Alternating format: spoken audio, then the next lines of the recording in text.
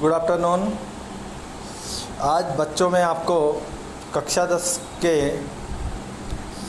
विशेषकर कक्षा 10 के बच्चों के लिए पार्ट सेकंड लेकर आया हूँ। पार्ट सेकंड का नाम है बच्चों तुलसीदास। तुलसीदास जी के बारे में हम सब जानते हैं, जिन्होंने रामचरितमानस की रचना की, जो रामायण का एक प्रतिरूप है। जो वाल्मीकि जी की रामायण है उसका ही प्रतिरूप थी तुलसीदास जी की रामचरितमानस। हम सबसे पहले जीवन परिचय के बारे में पढ़ेंगे, उसके बाद हम इनके जो पाठ परिचय उसके बारे में हम पढ़ेंगे। तुलसीदास जी का जन्म, देखो जीवन परिचय पढ़ते हैं, सबसे पहले ऊपर दे रखा है बच्चों। इनका जन्म संवत 1589 ईस्वी में हुआ और मृत्यु संवत 1680 में हुई। लगभग ये 100 साल के आसपास जिए। 100 पूरे नहीं हुए थे, 9 साल पहले ही 100 में ख़त्म हो गए। लगभग 91 ईयर्स, 91वां वर्ष इनका जो जीवन काल रहा। जीवन परिचय के बारे में अगर मैं आपको शॉर्ट में बताना चाहूँ, देखो हमको रटना नहीं है, आप केवल एक माइंड में टाइटल बनाया करो किसी भी कवि के जीवन, कवि हो या लेखक हो, एक टाइटल बनाना हमको जीवन परिचय के बारे में। एक टाइटल कैसे, वो मैं आपको बताता हूँ। आपको रटना नहीं है कि तुलसीदास रट गया मैं, सूरदास रट गए हम, या और कोई महावीर प्रसाद द्विवेदी रट गया मैं, मीराबाई रट गया मैं, नहीं। अब रट के जाओगे तो आपका जो जीवन परिचय अगर परीक्षा में आपसे पूछता तो क्या हो जाएगा, मिल जाएगा, घुला मिला हो जाएगा वो। तो आपको रटना, आपको कंटेंट क्लियर रखना है। तुलसीदास नाम आते उसका दिमाग में पूरा मानचित्र बन जाए, सूरदास नाम आते उसका मानचित्र बन जाए। तो देखो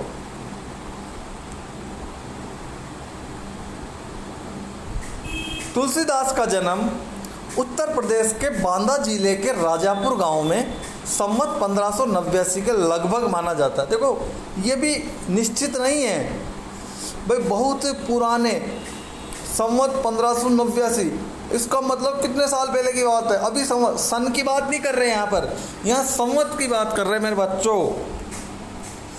तो अभी संवत कौन सा चल रहा है, और पहले लगभग 500 वर्ष पहले की बात है, 500 संवत पहले की, लगभग, मैं भी लगभग बता रहा हूँ। तो इनका जन्म हुआ, उत्तर प्रदेश राज्य है, बांदा जिला है वहाँ पर, उसके ही एक गांव में जिसका नाम था राजापुर, 1589 के लगभग हुआ है।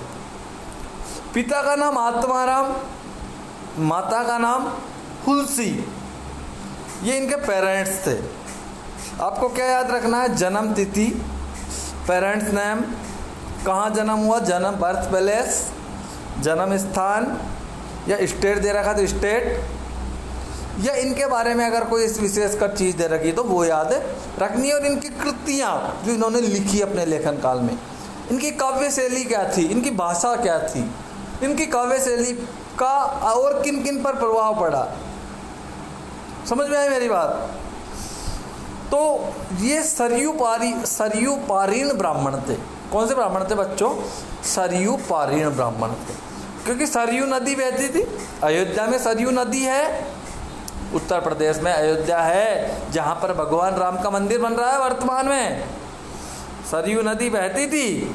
तो ये सरयू पारीण ब्राह्मण थे। माता का नाम हुलसी था। कहा जाता है कि तुलसीदास अभुक्त मूल नक्षत्र में पैदा हुए थे। ऐसा माना जाता है कि तुलसीदास मूल नक्षत्रों, जैसे मूल आ जाते, मूल अभी हमारे देसी भाषा में कोई बच्चा पैदा हो उसके मूल आ गए साहब, तो बच्चा क्या होता है, बच्चा जन्म लेते ही बड़ा दिखाई देता है। मूल नक्षत्र का मतलब होता है जन्म लेते, जन्म से बड़ा दिखाई देना, हो बच्चा हरकतें बड़े जैसी करना, है ना, वो था अभुक्त मूल नक्षत्र। जन्म जब लिया इन्होंने तो इनकी अवस्था तो जो 5 वर्ष के बालक के समान थी। मुंह में दांत भी निकले हुए थे। जब ये पैदा हुए माँ के गर्भ से निकल कर आए तो इनके मुंह में दांत भी थे। भय की आशंका के चलते माता पिता ने इनको त्याग दिया। डर के कारण, भय यानी डर, आशंका मतलब डर के कारण माता पिता ने क्या किया, तुलसीदास जी का त्याग कर दिया। और एक दासी थी जिसका नाम था मुनिया, उसको दे दिया मेरे बच्चों। और मुनिया नाम की दासी ने ही इनका पालन पोषण किया। इनका जो बचपन था बहुत कष्टपूर्ण बीता। कवितावली में ये लिखते हैं बच्चों, क्या लिखते हैं देखो, मातु पिता जग जाय तजो, विधि हुन लिखो कछु भाल भलाई।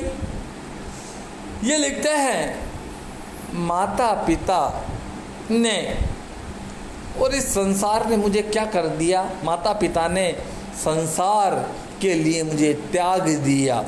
विधि हो भाग्य में नहीं लिखा कुछ, विधि ने मेरे भाल यानी भाग्य में कुछ भी अच्छा नहीं लिखा। इनके गुरु का नाम नरहरिदास है बच्चों। इनकी पत्नी रत्नावली विदुषी थी, किंतु किसी कारणवश वैवाहिक जीवन अधिक समय तक नहीं चल सका।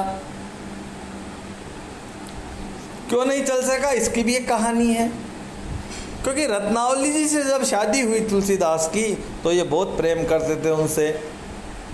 अब प्रेम करने के कारण इनको रत्नावली जी के बिना एक पल भी नहीं रहा जाता था। तो एक बार रत्नावली जब अपने पीहर गई तो ये भी उनके पीछे पीछे पीहर पहुंच गए, मतलब अपने ससुराल पहुंच गए। जैसे भारी बारिश हो रही थी, रत्नावली जी ने जैसे गेट खोला और इनको जैसे ही गेट पर खड़ा देखा तो इनसे एक कटु बात कहती। वो कटु बात कहती कि जितना प्रेम अगर तुम मुझसे कर रहे हो, इतना ही प्रेम अगर तुम भगवान से करते तो आज जिंदगी कहीं और ही होती। ये वचन थे रत्नावली के। तुलसीदास जी ने पीछे मुड़कर नहीं देखा, पीछे पैर वापस आ गए घर को और उसी दिन से उन्होंने गृह त्याग कर दिया। और घूमते घूमते कहाँ पहुँच गए मेरे बच्चों, अयोध्या में पहुँच गए। वहीं पर इन्होंने संवत 1631 में रामचरितमानस की रचना प्रारंभ की। रामचरितमानस की रचना संवत 1631 में हुई थी। बाद में ये काशी आकर रहने लगे। जीवन के अंतिम दिनों में पीड़ा शांति के लिए इन्होंने हनुमान जी की स्तुति की, जो हनुमान बाहुक के नाम से प्रसिद्ध है।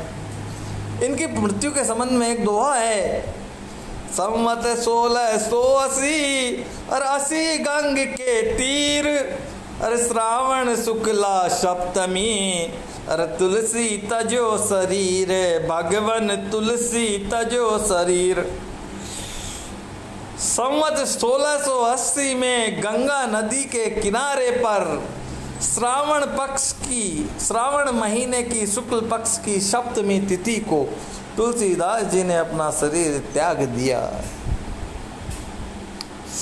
इन्होंने राम के अनन्य भक्त के रूप में दासता का भाव अपनाया और अनेक काव्य ग्रंथों की रचना की, जिनमें से जो उपलब्ध है उनका नाम देखो बच्चों, रामचरितमानस, विनय पत्रिका, दोहावली, गीतावली, कवितावली, रामाज्ञा प्रश्न, बरवे रामायण, जानकी मंगल, पार्वती मंगल, रामलला नहचू, वैराग्य संदीपनी तथा श्री कृष्ण गीतावली मोस्ट इम्पोर्टेंट है।